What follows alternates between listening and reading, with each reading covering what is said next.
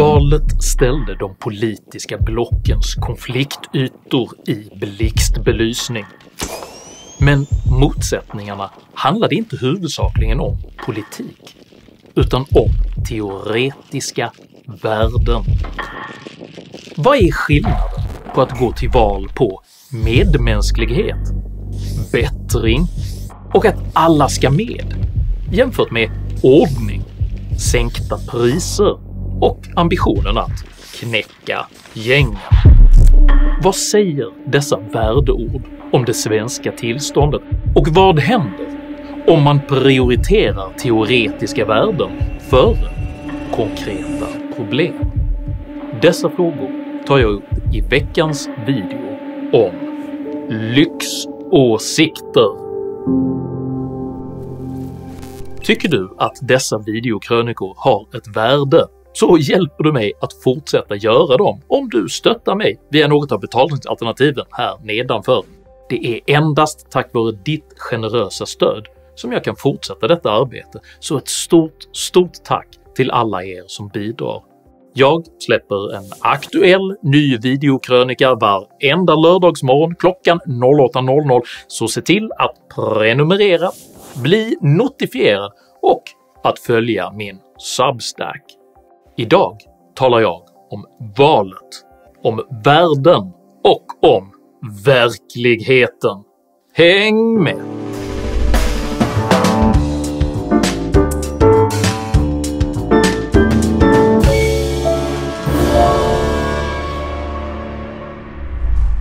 –1943 introducerade den amerikanske psykologen Abraham Maslow en mänsklig prioriteringsmodell kallad behovstrappan.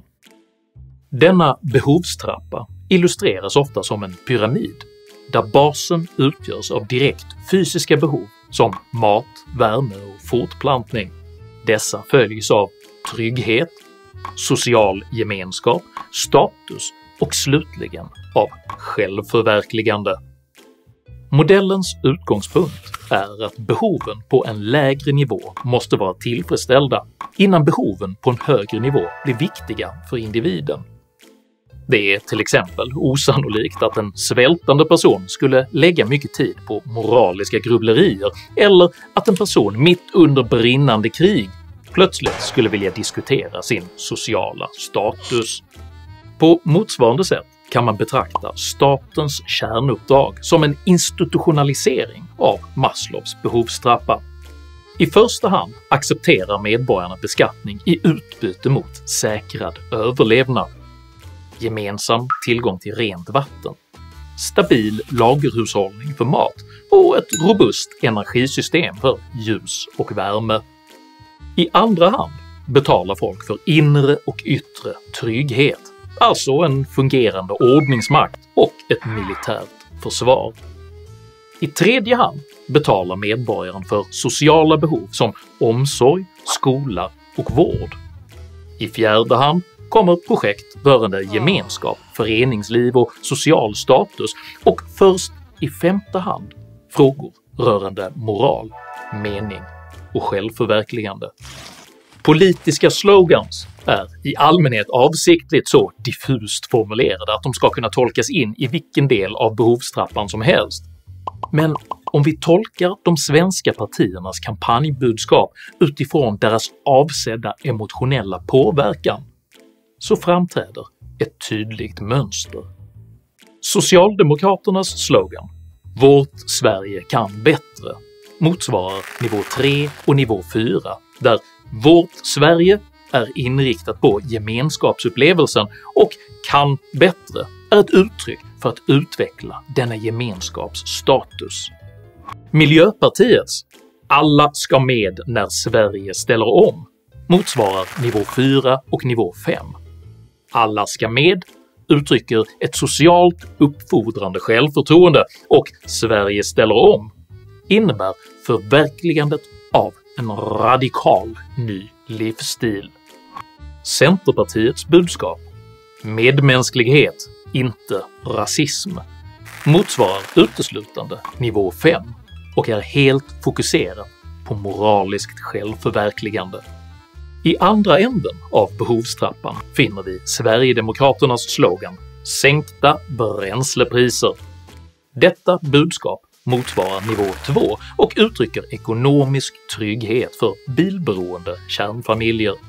Både Moderaternas kampanj “Nu får vi ordning på” och Kristdemokraternas “Redo att knäcka gängen” ligger mellan nivå 1 och nivå 2, eftersom de är inriktade på konkreta samhällsfrågor som energiförsörjning och brottsbekämpning.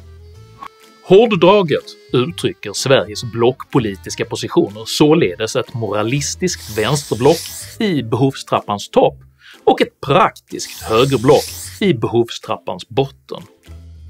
Hur blev det så här?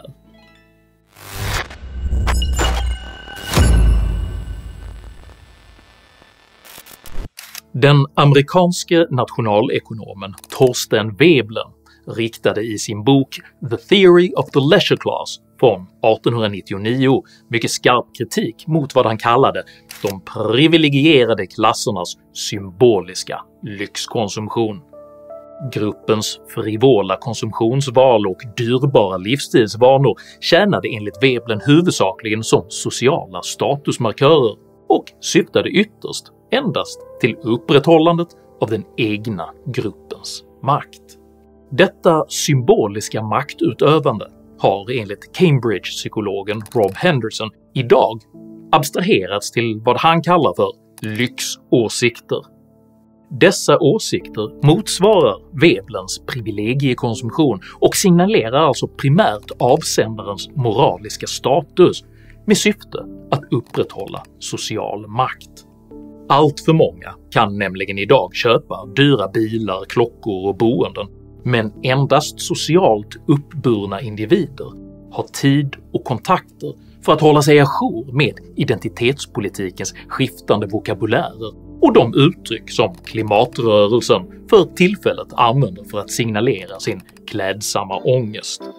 Upprätthållandet av denna grupps makt bygger enligt Henderson på uttrycket av socialt särskiljande åsikter i behovstrappans topp, vilka konsekvent reproduceras av uppburna politiker, journalister och opinionsbildare. Hur dessa lyxåsikter från behovstrappans topp kolliderar med verklighetens praktiska förutsättningar i behovstrappans botten illustrerades tydligt i veckans Agenda, där det miljöpartistiska språkröret Per Bolund debatterade Moderaternas energipolitiska talesperson Carl-Oskar Bolin under ledning av Sveriges Television-journalisten Camilla Kvartoft. Risk för rekordhöga elräkningar i vinter, men elpriset kan halveras om vi tillsammans sparar el, visar ny rapport från Energiforsk. Stora kampanjer för att minska elförbrukningen i våra grannländer, varför inte i Sverige? Frågeställningens utgångspunkt tar avstamp i behovstrappans översta 2 steg.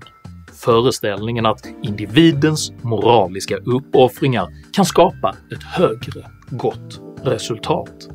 Programmet relaterar dock aldrig ambitionen att spara 10% till någon praktisk förbrukningsnivå, vilket gör hela frågeställningen abstrakt. Europas energikonsumtion beror nämligen på hur kall vintern blir.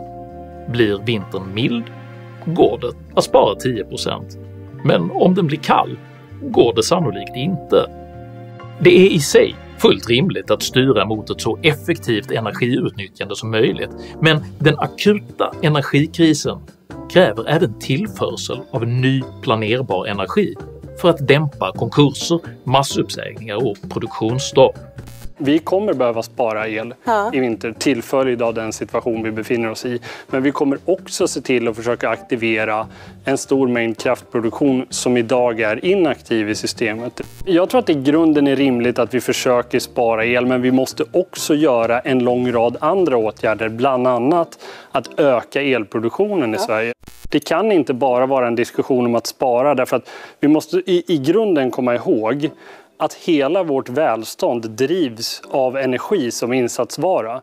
Detta stoppar dock inte Agenda-redaktionen från att ständigt återvända till den reduktionistiska vurmen för sparkrav, kampanjer och till och med lagstiftning. EU-kommissionen uppmanar alltså EU-länderna att dra ner elförbrukningen med 10%.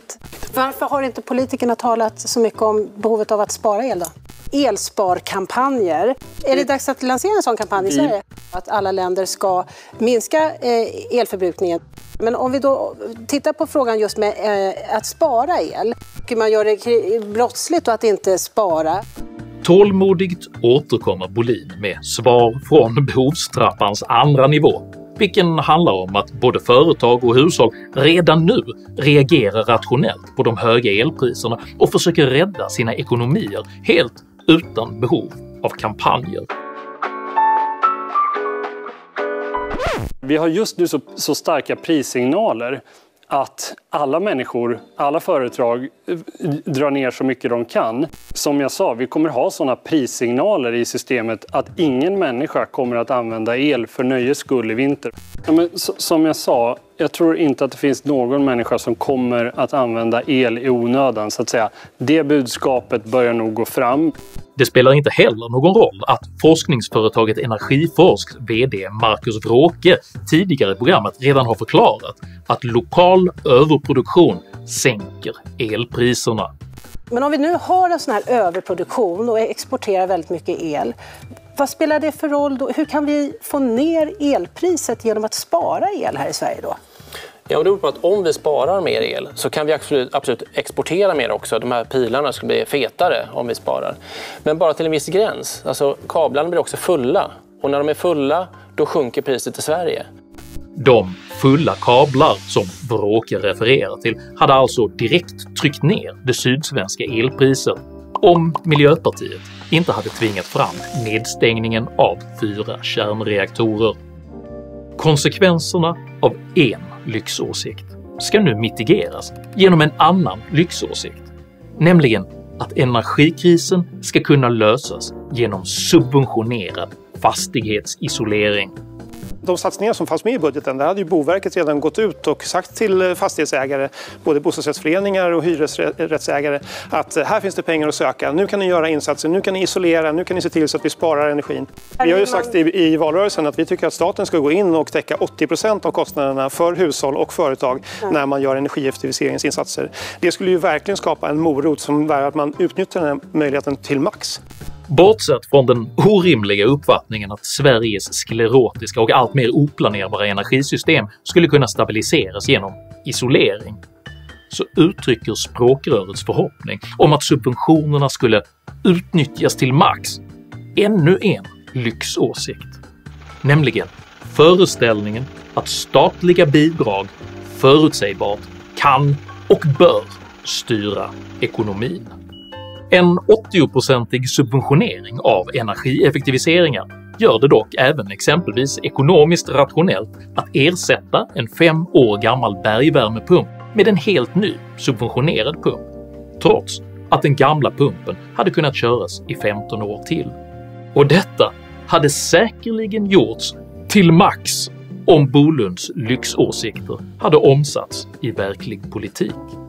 På motsvarande sätt havererade Miljöpartiets tidigare elcykelsubventioner på 350 miljoner kronor årligen, eftersom de subventionerade elcyklarna inte ersatte de bilresor man hade hoppats på, utan istället ersatte medelklassens äldre och batterifria cyklar. För i behovstrappans botten trumfar ekonomi ideologi, oavsett toppens högstämda lyxåsikter.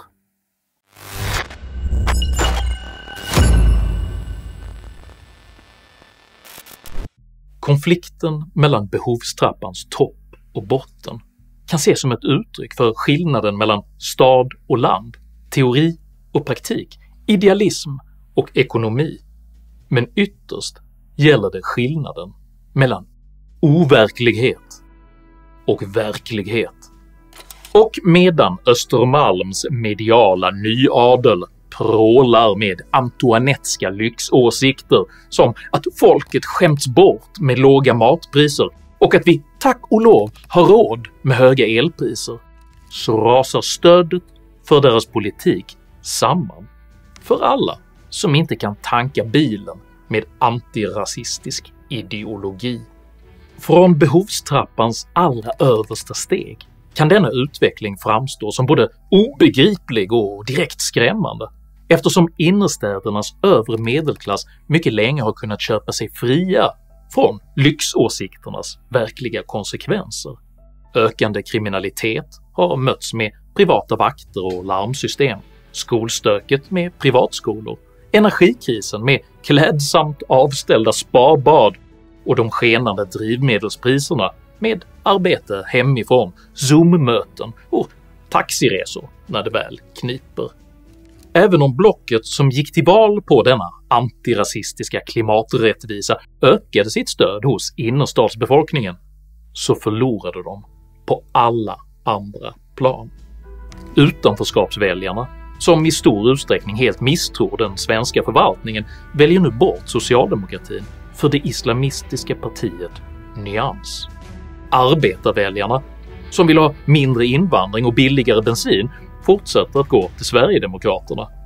Och Centerpartiet, som byggt hela sitt existensberättigande på en bred antirasistisk mitt som aldrig existerade, har förlorat både landsbygden och sin partiledare. Jag kommer att avgå som Centerpartiets partiledare. Att vänsterblockets lyxåsikter slutligen har lett till ett totalt politiskt haveri är inte ett hot mot demokratin, utan vad man inom ekonomin kallar en korrigering, där teoretiska spekulativa värden tvingas återkalibreras med verkligheten. Om du uppskattade innehållet i denna video så hjälper det mycket om du delar den med dina vänner och stöttar mitt arbete via något av betalningssätten här nedanför. Dela gärna med dig av dina egna åsikter och erfarenheter i kommentarsfältet här nedanför, men jag ber dig som kommenterar att alltid vara artig. Jag accepterar inte aggression, personpåhopp eller rasism i mina idédrivna kommentarsfält.